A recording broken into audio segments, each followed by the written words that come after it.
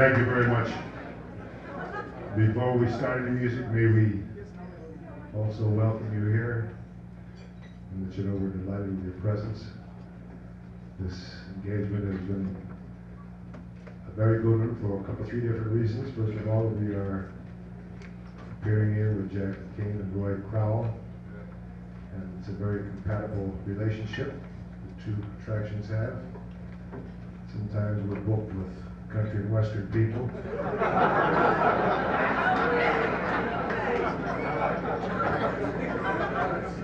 And it gets a little rough.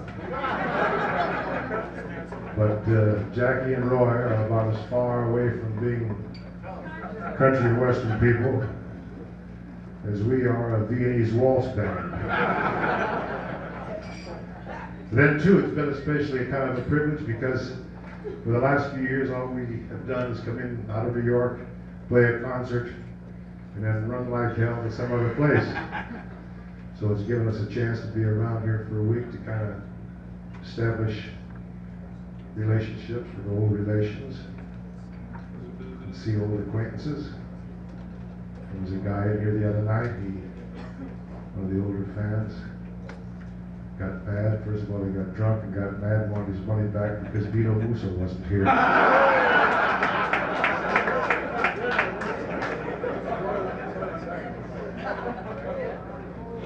It's a hell of a thing when you've had a band a few years, you know, some of the older fans. I guess you can't blame them.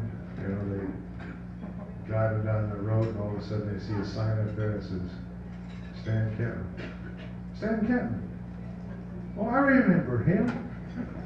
And they park their car, they come in, and they look all around the stand, and they look for Gene Christie and Shelley Mann and Kenton, Maynard and Ferguson, a lot of no goods.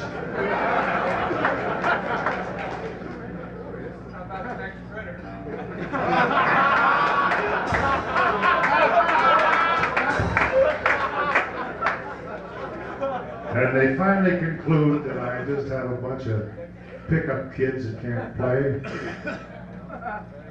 Yes, sir, we did it, and it was my fault. But it wasn't a country and western album. You know, I always get some wild idea. A few years ago, I figured out that I single-handedly am going to break down some of the bigotry in music. I'm going to prove that if you are sincere, it doesn't matter what kind of music you play or perform. It'll reach people that have enough perception to detect sincerity. And I always wanted to record with Red Foley, because Red was one of the greatest voices, I think, ever in any kind of music. And he was always with Decca Records, and I was always with Capitol. And we never could get together because of contractual problems. And all of a sudden I realized that one of my best friends, a guy I'd hung around with for years, and we used to go out to dinner together and do a lot of things together, Tex Ritter. And all of a sudden I said, what's the matter with me? I'm stupid. My boss at Capitol was Tex Ritter's boss. So I went to my boss one day and I said, you know something? What do you think about Tex Ritter and the band making an album together? And he stared at me for a moment. I said, I'm serious. He says, well, you got to kind of talk to Tex, I think. So I got Tex together, aside, and said, Tex, let's make an album together. He said, for what? And I said, I want to prove that, you know, this bigotry exists. You know, I said, people don't believe because you wear cowboy boots, and I don't, and you are a country singer, and I'm in jazz, that we can be good friends. They just don't buy it. It took me 5 years to talk him into doing this album. And we finally did it.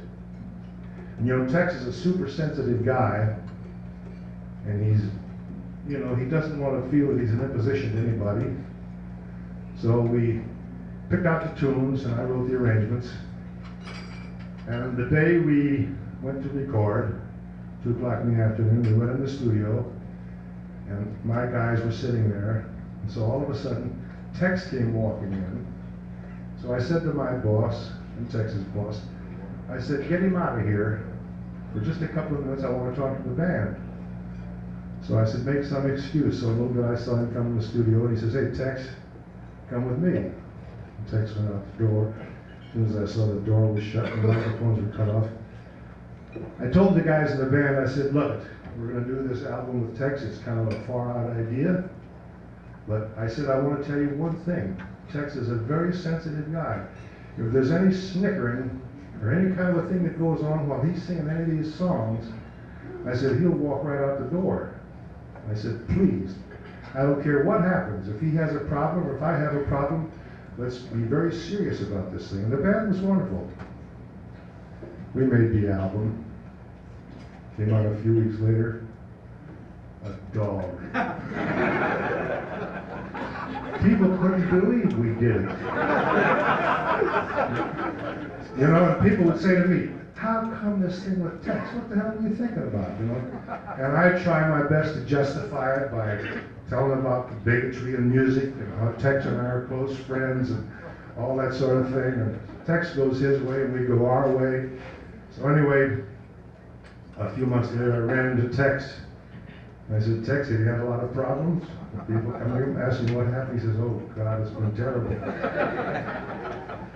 I says, what do you tell him? He says, I tell him Stan made me do it.